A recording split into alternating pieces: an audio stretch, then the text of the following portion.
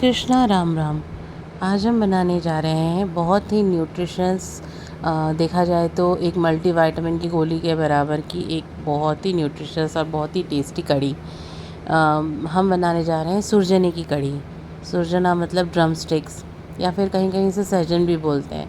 आपके शहर में इसको क्या बोलते हैं मुझे कमेंट करके ज़रूर बताइए, और हमारे चैनल को लाइक और सब्सक्राइब ज़रूर कीजिएगा। तो आइए बनाते हैं। एक कढ़ाई में हम लेंगे, लोहे की कढ़ाई में नहीं, एक नॉन स्टिक या फिर आप स्टील की कढ़ाई भी ले सकते हैं। लोहे की कढ़ाई में क्या है, ये थोड़ी सी कड़वी हो जाती है। तो हम नॉन स्टिक में लेंगे 2 छोटे चम्मच घी, उसमें थोड़ी सी राई के दाने और हींग, खड़ा धनिया आधा चम्मच, और 1/4 टीस्पून लेंगे हम मेथी दाना, और फिर थोड़ी सी हम डालेंगे उसमें अदरक घिसी हुई, करीबन आधा इंच अदरक का टुकड़ा घिसा हुआ वो डालेंगे और इनको सौते करेंगे। उसके बाद हम डालेंगे इसमें ड्रम स्टिक्स, जो कि मैंने थोड़ी सी पानी में भिगो ली थी क्योंकि बहुत ड्राई ड्राई हो जाती हैं वो काटने के बाद। तो उसके बाद हम डालेंगे हल्दी और थोड़ा सा नमक और पानी डाल के इसको ढक देंगे, और कम से कम 10 मिनट तक इसको ढक के पकाएंगे। यानी कि करीबन 80% तक ये कुक हो जाए, इतना हम इसको पकाएंगे। उसके बाद हम इसमें डालेंगे कढ़ी का मिक्सचर। इसके लिए हमें चाहिए 1 कप दही और आधा कप से थोड़ा कम बेसन। उसके बाद बेसन आप थोड़ा सा कम ज़्यादा कर सकते हैं अगर आप अपने हिसाब से थोड़ी सी गाढ़ी कढ़ी बनाना चाहते हैं तो। अदरवाइज़ थोड़ी पतली अगर बनाना चाहते हैं तो 1/4 से थोड़ा कम, या 1/4 ही काफ़ी होगा, यानी कि करीबन 2 टेबल स्पून्स ऑफ बेसन।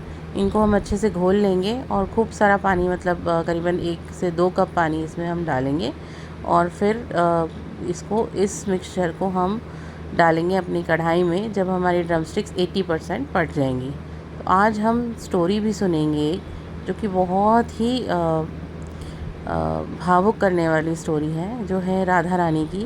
तो आइए हम सुनते हैं वो।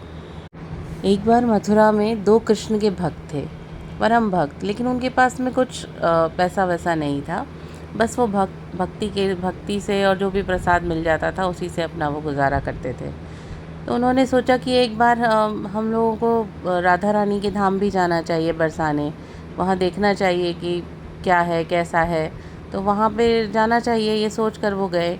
दोनों ने आपस में डिस्कस किया कि हमारे पास में तो पैसे हैं नहीं, हम जाएंगे कैसे। मैंने कहा कि ठीक है चलो, अगर हम जा रहे हैं तो हम राधा रानी के ससुराल से आए हैं, ठीक है, तो राधा रानी हमारा स्वयं ख्याल रखेंगी, देखा जाएगा, चलेंगे अपन।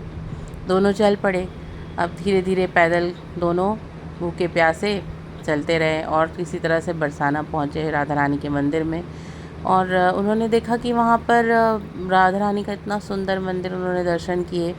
फिर वो राधा रानी के मंदिर के ऊपर एक अटारी है, छत पे जा कर के दोनों, रात हो गई तो वो सो गए, ये सोच कर कि ठीक है अब कोई बात नहीं, कुछ खाने को मिला ही नहीं, पानी वानी पी कर के ये दोनों सो गए। फिर वहाँ पर उसी रात को वहाँ के पुजारी जो थे, बरसाने के मंदिर के पुजारी, उनको एक सपना आया राधा रानी का कि आप जाइए और मेरे दोनों भक्त, वहाँ पर कृष्ण के भक्त आए हैं और मेरे ससुराल से आए हैं, वो दोनों वहाँ मथुरा से आए हैं, तो आप उन्हें अभी के अभी प्रसादम खिलाइए। और इस तरह से उन्होंने, राधा रानी ने अपने उनको जो प्रीस्ट थे वहाँ पर, जो पुजारी थे, उनको सपने में आई वो, और उन्होंने कहा कि मेरे भक्त आए हैं वहाँ पर, मेरे कृष्ण के भक्त आए हैं, आप जाइए और उन्हें भोजन खिलाइए।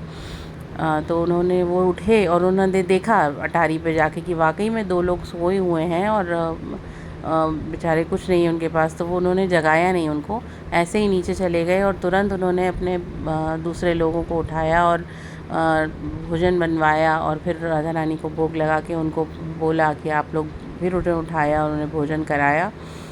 और फिर बोले कि अरे आपको कैसे पता कि हम लोगों ने कुछ खाया पिया नहीं है। तो उन्होंने कहा कि आप, राधा रानी ने स्वयं मुझे आकर के बताया कि कुछ लोग मेरे ससुराल से आए हैं और मुझे बिल्कुल अच्छा नहीं लग रहा है कि वो भूखे पेट इस तरह से सो गए हैं। तो इस तरह से फिर हमने आपके लिए ये भोजन बनाया, आप प्लीज़ ग्रहण करें और हमें बताएं कि कैसा क्या है।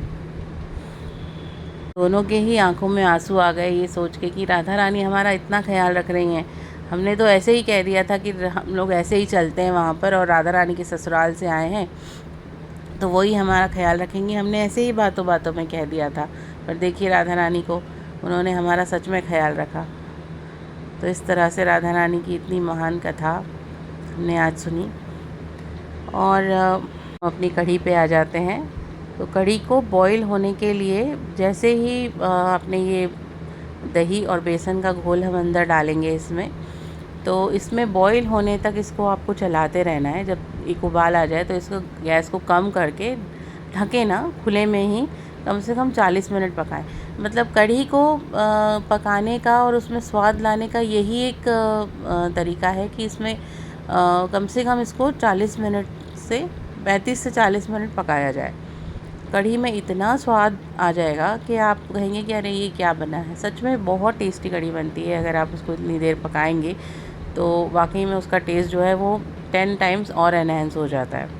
तो अब हम इसमें लगाएंगे तड़का। अभी हमने इसमें मिर्ची नहीं डाली थी, आपने देखा होगा। नमक और लाल मिर्च हमने नहीं डाली है हरी, क्योंकि मेरा बेटा मिर्ची नहीं खाता है। तो उसको निकाल के और फिर मैं उसके लिए जो निकालती हूँ उसके बाद इसमें हरी मिर्च और जीरा और लाल खड़ी मिर्च का तड़का दूँगी। वो ऑप्शनल है, अगर आप देना चाहें तो, नहीं तो पहले की स्टेज में आप लाल मिर्च या हरी मिर्च डाल सकते हैं। तो मैं ऊपर से तड़का देती हूँ और उसके बाद इसमें हम डालेंगे खूब सारा हरा धनिया और फिर हम इसको सर्व करेंगे।